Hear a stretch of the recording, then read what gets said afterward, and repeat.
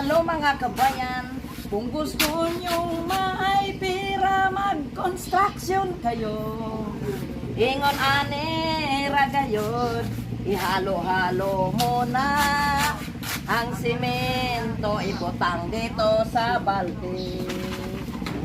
Kung gusto nyo mga kabayan may pera, maghakot mo na og simento, tapos ihatag dito para maging hollow blocks na ang bayan.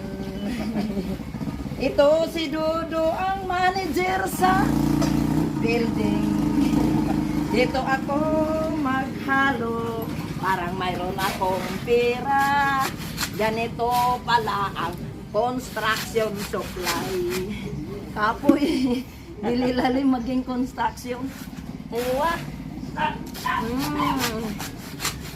Sa kuita ko ay nagugupit ng buhok. Dito sa Pilipinas, nag-construction ako para mayroon akong pera. Yeah. Always remember us this way. Kung gusto niyo mong pera, magtrabaho ka. Pag walang trabaho, walang pera. Kailangan magtrabaho. Oh, pawis, oh. God bless us all. I love you all. Wow! Kapoy, pindot dong.